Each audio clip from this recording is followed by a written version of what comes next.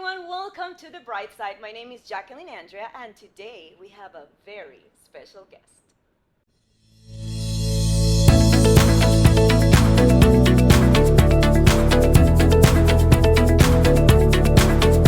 The Bright Side, a gold digger talk with Jacqueline Andrea.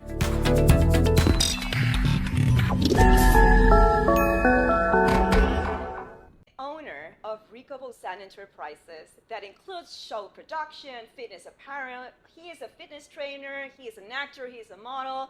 Oh my goodness, so much to say, Mr. Rico Bozant. Yay! Welcome to The Bright Side. How are you doing today? I'm doing great. I'm glad to be here. I'm excited to talk to you.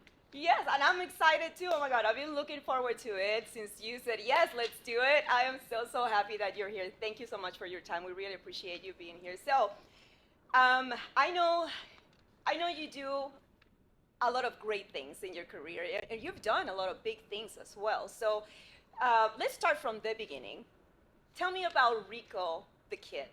How were you when you were a kid? Were you like a crazy kid, or how were you? I was a very crazy kid. Like, I was bad. I was very bad at a young age.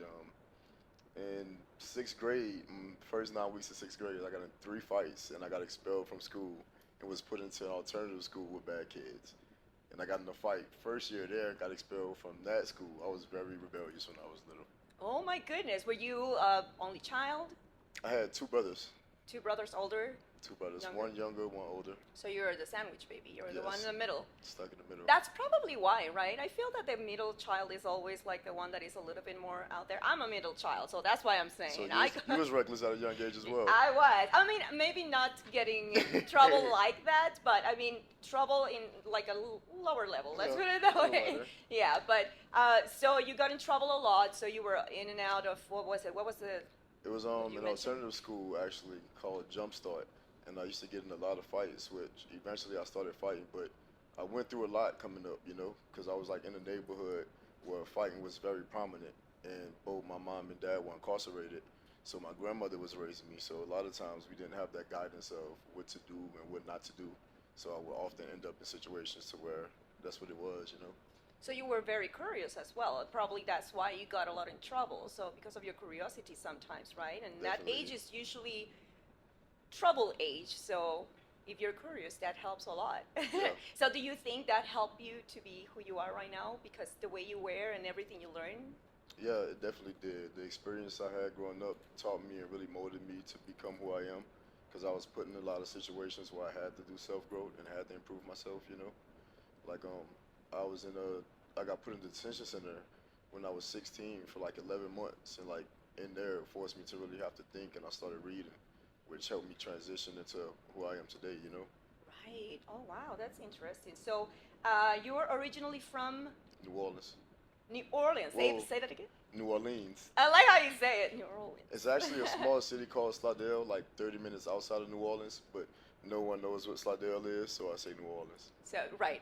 So, so it's kind of whenever you live in Henderson, you don't say you live in Henderson, you say you live in Las Vegas, just because Yeah. nobody knows what Henderson is. Yeah, kind of. Okay, so you grew up there, and Yep. then when did you move to Vegas? I moved to Vegas about 3.5 years ago. Okay, so you're pretty recent here, Yeah. and you've been doing all these big I stuff know, here in huh? Vegas. Pretty fast. That's awesome. What moved you to Vegas? I originally was going to LA to do acting classes and moved there for a time. And one of my friends stayed here, and he trained at a gym that had a lot of good fighters. And at the time, I had a fight team in Louisiana. I had 3 pro fighters and 6 amateur fighters, because I fought from when I was 17 to 24, and I became pro. And after my 4th pro fight, I got a blood clot in my lungs, a pulmonary embolism, and I was hospitalized. And they told me I had to stop fighting due to the blood clots. But being hard-headed and rebellious, I didn't take the blood thinners, and I took 2 more fights, and then I got another pulmonary embolism, which is a clot in the lung. I was in the hospital for like 9 days, and the first 3 days it was like, you're gonna die, get your affairs in order. But they gave me these blood thinning shots called Lovenox in my stomach that eventually broke up the clots, and I got out, and I had to stop fighting completely, so I started training fighters. So were those clothes caused by the fighting, or was I had something else? I didn't realize I had this hereditary condition that my dad and my grandma had called protein S deficiency, My grandma had 4 clots in her lungs. She died from it. My dad has 2 in his legs. It's a condition where your blood coagulates like very fast, so you're prone to clot. So you have to be on blood thinners indefinitely. Oh wow. So you're still in blood Yeah, I'm on it thinners, for the rest yeah. of my life. For the rest of your life. Wow. So, but that didn't stop you from fighting, you said, or is that why you stopped completely and started being a trainer? It stopped me completely because on blood thinners you can't get cut because you'll bleed out, and I have to take them indefinitely. So fighting is no question. Right. Yeah. No. Absolutely. Did that cause any like frustration? It did for like a year. I was depressed because like since 14 I wanted to do that. You know what I'm saying? And like that was my goal. And my family was poor, and I was a pretty great fighter down there. You know. So you were making So, money with that. Yeah, and it kind of like stopped it. So like for a year I'm like, that was my life. I've been fighting to get there, and now where do I go from here? You know? Right. Were you taking care of your family with that money? Yeah. Yeah. So what happened whenever you stopped? What happened with them? Man, I transitioned into the training part, and I started making money training fighters, but at the same time, it wasn't the revenue I needed that I was actually getting from fighting. So I decided to start a fight team and learn like the managerial and the promotional side of it. And I went to school for 2 years, business management, and started my own fight team. So I'm training the fighters, but also like negotiating the contracts for the fights during the show, you know? Right. Yeah. And Yeah. then I was going there to do that in acting classes, but I stopped in Vegas for a little while and went dance at this club with a couple of my friends. I was like, you know what? If the money's like here, I'll stay here for a little while. You're like, oh, I like Yeah. that. So, just correct me if I'm wrong. So you are a fitness trainer. You are an actor. You have your own fitness apparel. Yep. You have Rico Bozant Enterprises, which covers pretty much everything. I think so. But you also dance, right? Yep. Tell me about that. I do like Magic Mike Chippendale style dancing for bachelorettes and birthday parties, and it's a very lucrative opportunity out here in Las Vegas. It just goes hand to hand with the acting, everything, entertainment, you know. But it's fun. It's a good job. I have a great team, and I started my own show called Men of Vegas, which is it's a production show with male entertainers, and man, it's good revenue, and we have a great time. So where is that show at? Where is it presenting? We have Hunkamania, which is on Fremont. Men of Vegas, we actually travel with. We have a show in New Orleans next week, Okay. and we have a show in Baltimore in 2 months, and also a club called Hustler, Kings of Hustler, with some of the top entertainers every Friday and Saturday. How is it to be an entertainer, like the sexy side of an entertainer? Man, it's actually very fun. When I do it, in my head, I'm practicing acting because I take a lot of acting classes, and like it's practicing becoming the character and making the audience feel a certain type of way by becoming that character, you know. So it's great for acting. It's a workout like crazy. Like Yeah, it it's looks like such it. a workout. So I feel like it just goes hand in hand with that, and it's fun. You'll make the money that you'll never make doing a 9 to 5, for sure. I'm sure. I'm sure. So, what is the difference between Rico, the person, and Rico, the dancer, the entertainer? Rico, the person, wants to make a difference and add value and change lives. Rico, the entertainer, wants to entertain and help them make it rain. And how do you do whenever the girls are like, and just all over you? How do you handle that? I was very curious about that because I've seen you in your social media. I really haven't seen you in your shows. I would love to, but I've seen that whenever the girls are like all lit up because what's happening in the show, they're just kind of going on top of guys. So how do you Yeah. handle that? You Do you just like it though? You have to stay in character. You have to Right, stay in right. character, you know, because you never know. And a lot of the times it's a bachelorette party and they're lit. So you have to stay in character and make sure they don't go too far, you know? Yeah, and how do you control that? You're like, hey. Just chill.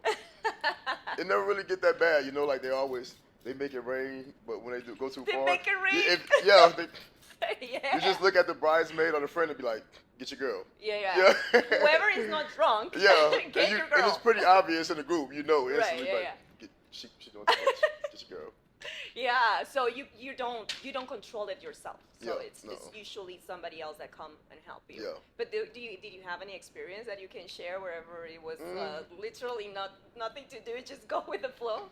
I never had one. One girl tried to, while I was on stage, she grabbed my boxes and tried to pull my boxes all the way down.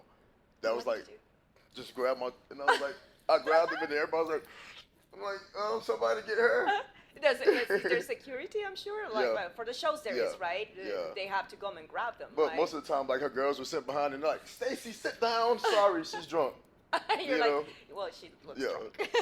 That was a well, drunk that's move. fun though. That sounds like a really fun It's job. entertaining for sure. And I'm sure it's like every time is very different because every time. audience is different. Every Have you time. ever been like, and I've seen this whenever like I interview like big singers and I always ask, it's like, have you ever performed in a theater where there is one or two people?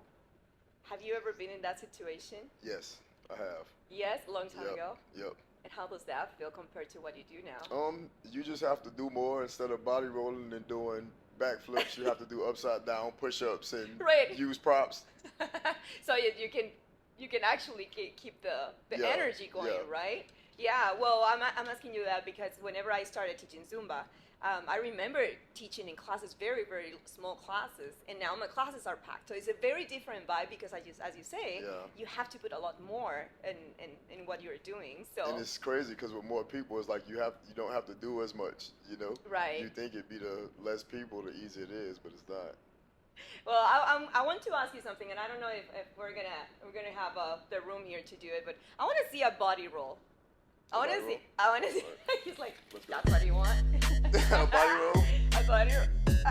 Right there. Wow. Do it sideways so the camera can capture that. Hold up, sideways. This camera, right there. Oh. Hey. You're so shy. Now you gotta show me one.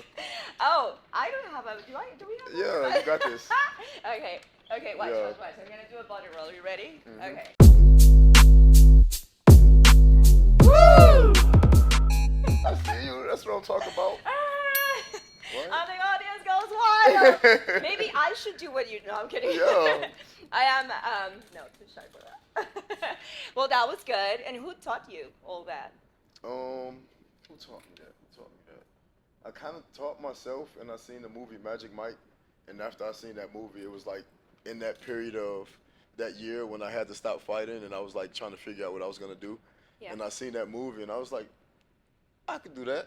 You're like. And I started looking up videos on YouTube, like trying kind of to do similar to what I seen in the movie, and kind of taught myself. Okay, so you're like practice at home kind Yeah. of thing. And then I had Homemade. a friend that I met. I got hired as a dancer on NCIS New Orleans on the episode, and we were there. And Channing Tatum was there because he owns a bar called Saints and Sinners, which is like a club and a restaurant. And he was like, I know a guy, you should go check out the club. And he introduced me to the manager of the club in New Orleans. And I remember going dance there. It was my first time, and I was nervous. And it was like club full of girls, and the manager was like, get on stage. Like, I'm like, right now? Like, I didn't even, he was like, do you want the job or not? So I get up there, I do a song, and like at the end of the song, I'm sweeping up all the money. I'm like, you know what? I think I'll be back here tomorrow. And just like competing with the guys that were the best there.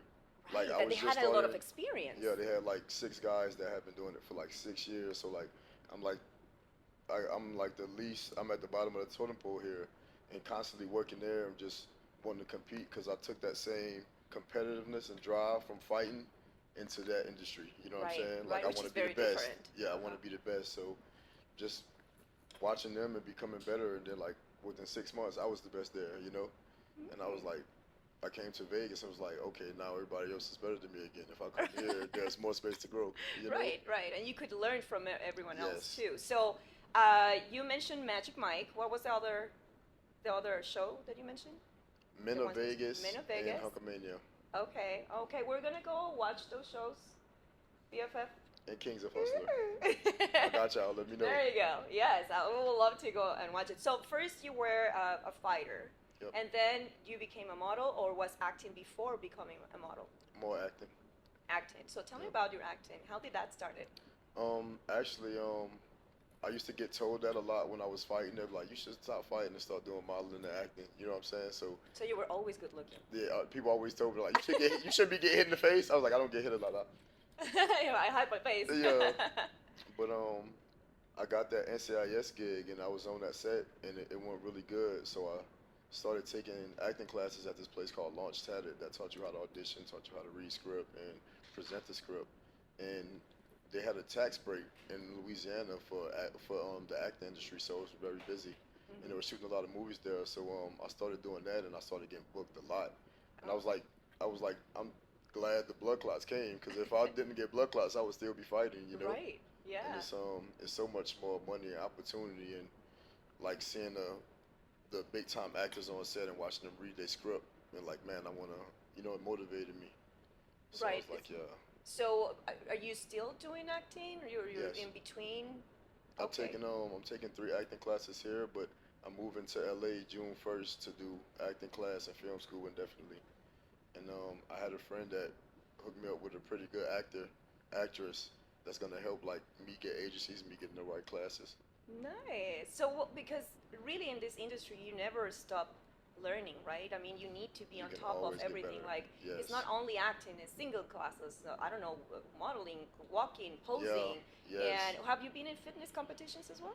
Yeah. I've done 4 fitness competitions, and it's crazy because I would have all my friends that be getting ready for like 5 months, and I'll decide like 2 weeks out to get into the competition. I witnessed that. I witnessed that. I actually was one day was like scrolling, and then I saw that you were in a fitness competition. I'm like, how? But well, because you tell me about that. So, how do you keep the physique? How do you do that in order to? I mean, is it? I'm sure it's a lot of food and. It is. It is. I meal prep a lot, and I eat very healthy. But like, I don't work out a lot. But I wake up at 8:30, and I usually have like a 9 o'clock between 11:30 training sessions. And when I train people, I train with boxing with mitts. So I'm always moving. So even when I'm training people, I'm holding the mitts, they kicking them. So it's like I get that light cardio in the morning, and when I train each client, like if I do full body, I'll do abs with this client, then arms with the next client, and then a couple sessions at different gyms throughout the day. But then on the weekend, like the dancing is literally like the hardest workout. That's You know your what I'm saying? cardio. Yes, like when I dance on stage, there's like you can jump up and grab the trestles. So I do like each set I do 25 pull-ups, because when I'm dancing I do this pull-up thing, and I go side to side, and then I go in circles, and I'm counting it in my head like as I'm on stage, and then I flip upside down and I do 15 push-ups. I do 7. I go to the front of the stage, and while I'm dancing I do 7. So that's already in the show. Yeah, Oh, it's like okay. a part of me dancing, so it's just like always active, always staying active. It helps me. Yeah, well, exactly. And that's why you're able to, hey, just decide in 2 weeks I'm going to do a competition and Yeah. take what? First place? Did you Man, take I first did place? 4, and I got 3 second places in the 3rd place. Wow. Yeah, crazy. That's crazy. amazing. But like 30 people competing against me, and everybody's like, been get ready.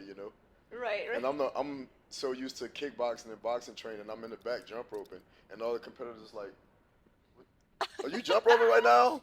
And then like everybody's doing bands or doing some weights, and like they looking at me like I'm crazy because I'm jump roping. You didn't start doing your body roll? No, nothing No, like that? no. That is not going to bring you I muscles. actually did my first competition. You do this back pose when you turn to the back and you do like this.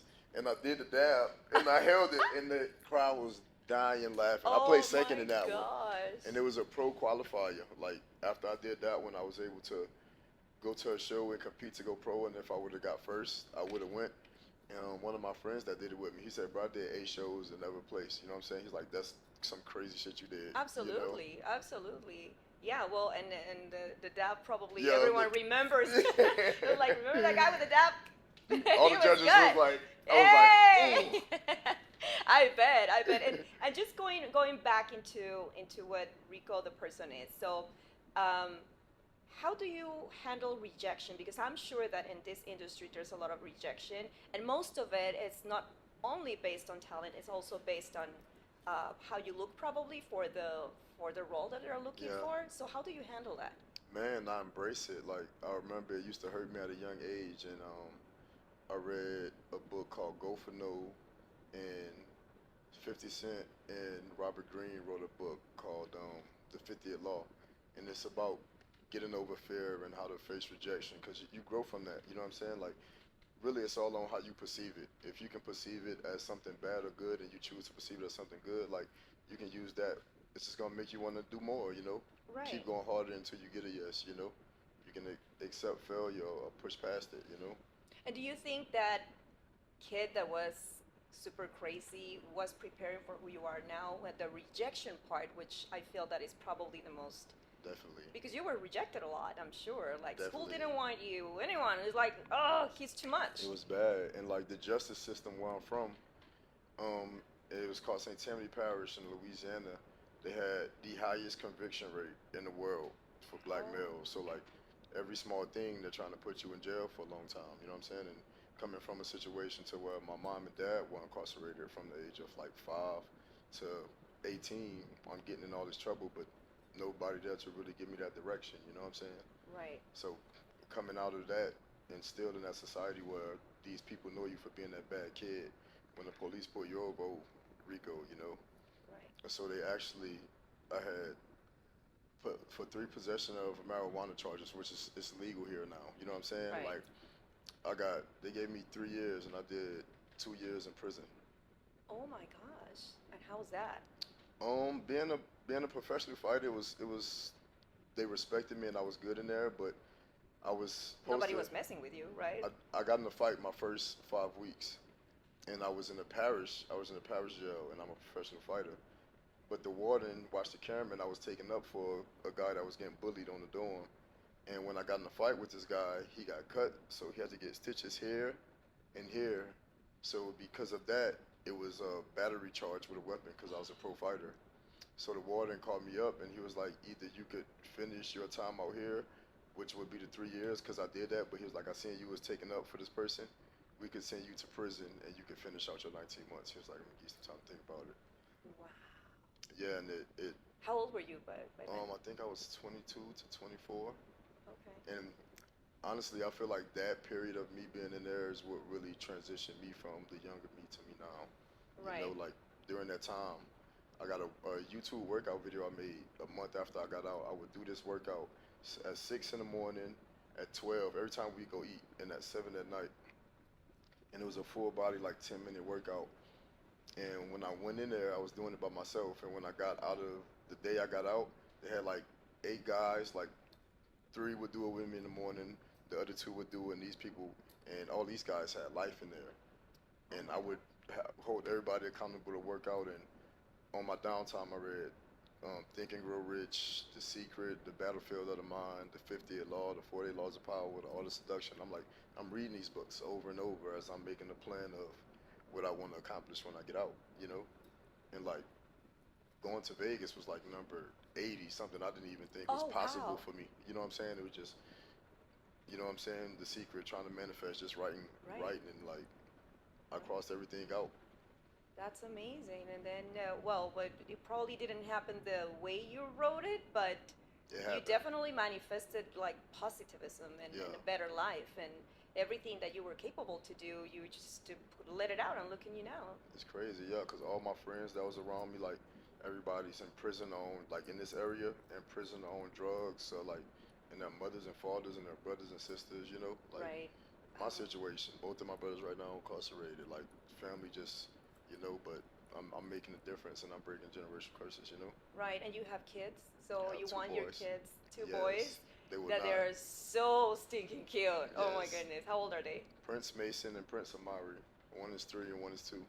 So now that you have them and with what you went through, how do you think they're gonna be? Or Man, they're gonna be great. Going through what I went through motivated me so much to be a great father. Like I was already going hard, but now that they're here, I go even harder because I didn't have it, and I know what I went through and what it could have created and what it did create in my other siblings and people where I'm from. You know, like I'm gonna be there and I'm gonna be a father and I'm gonna make sure they don't experience a quarter of it. you're like, I'm gonna change Yeah, I'm the working so future much for harder. them. Yes. Oh, Changing that's it. so nice. And you know what? It's so important for kids to have their father figures. So It is. for everything you went through and you learned, now you can put it in practice for your kids, and that's gonna be amazing. They're little right now, but I see that you're very close to them, and you're a great dad. So just keep that up. That's awesome. I want to Thank you, make my dear. a quick pause because I want to talk about a place. It's a Mexican food place that is called La Vecindad Pico de Gallo. Have you ever been there? I haven't. You've never been? Oh my God, I have to take you there. They have the best coffee there. It's called Café de Olla. And they are a Mexican restaurant designed to make their customer feel and just make sure that it's a family environment. This particular restaurant is based on a TV show that I grew up with a TV show. I actually made my kids watch that TV show. What was the name And of it? La Vecindad Pico de Gallo. I'll take you there. So I'm going to make sure that you guys have that information. Thank you, La Vecindad, for being our sponsor. Guys, if you mention Frescarita, if you mention the bright side, you're going to get a Frescarita completely free. But if it is in the morning, during the day, you get a café de olla, un café de olla de la vecindad. So make sure you mention the bright side, say that you watch it here, and that's it. You get your free drink. So we need to take you there because Let's it's go, amazing. 'cause I love coffee. And you love coffee. That coffee. I don't know what they put in it, but it's amazing. I want you to try it. So let's go back to what we were talking. So you're also a motivational speaker. Yes. So whenever you do your motivational speaking engagements, you talk about your past. Yeah, I talk about my past, the parent situation, going through the situations I went in school, because people resonate with it. You know, a lot of people, they can't resonate with the speaker because it's somebody that didn't go through what they go through. You know, so I go to like high schools and foster homes and let them know like I was there. You know what I'm saying? I know what you're going through. You can get out of it. They can relate. Yeah, they can relate. That's awesome. And you do that a lot? It's one of your Yep, your and main... I have like a couple kids that I coach online, and their parents set it up, and I talk to them, and I send them books and send them audibles, you know, because I feel like that's what makes a difference. You know what I'm saying? Like Right. having that knowledge that you can, and having that perspective that it don't have to be what it is. You can Right. change it, you know. And a lot of people don't see that. A lot of people think it is what it is, and there's no change. Wow, and it's amazing because I photographed you a few times already, and we've been in photography And events. you're great. She's one of the best photographers, hands down. Well, thank you for the commercial. For But real. what I was going to is that you project a lot in front of the camera. You do. So it's very, me as a photographer, it's very easy for me to photograph you, and I'm sure that it's how it is whenever you do your movies and everything because of experience, I want to say. Or do you think you were born with that? I was always a showman, like even from like 14 to fighting, like always on the stage in front of people fighting, and then coming out of that, and then in front of people dancing. You know what I'm saying? So yeah, I feel like kind of I was born with it, but the classes, the acting classes, they taught me how to pose, they taught me how to walk, taught me how to talk. You know, so the classes helped a lot. Do you still get nervous whenever you go? Yes. Yes? And I don't look at it as nervous. I look at it as excited. Excitement. Yeah. You're like, I'm so excited to be here, Yeah. but in the inside you're nervous. Oh, I think it happens to all of us, right? And you, before we started recording, you did a little bit of rapping, so you're a rapper too. Oh, yes, I know that's you good. did it a little bit before, but I want to ask you if you can do a little bit again. To this camera. All right. Let's go. Chilling in the cloud and we live and we lit. Oh, I was about to curse. I can't curse. Oh. Go ahead and job. Go All right, yeah. I was about to say, you can answer, Tony. Your voice and shit. Oops. Beep. Yeah, just do the bleep. Keep going, keep going. All right. A little bit more, a little bit more. We be at the cloud and we be doing our thing. Every time I'm on the beat, I be spitting that flame. Rico Bozant Enterprises is the name, and ask the squad. Yeah, I'm with the game. Yeah. Yeah.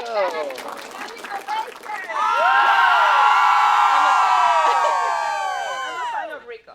Did you like the body roll or the rap better? I that's hard, you know, because I feel that rapping is very hard to accomplish. Like the body roll, I know it's hard for some people, but you got it so easy. But I think the You was rapping. pretty nice at it too, though. But I cannot rap. I cannot rap at all. I You mean, can sing though. I love singing, but I am not a singer. Let me hear but something. I'll stop. We're not gonna go there. No, but the rapping, I feel that you need to be very fast with your brain and also with your. Bro,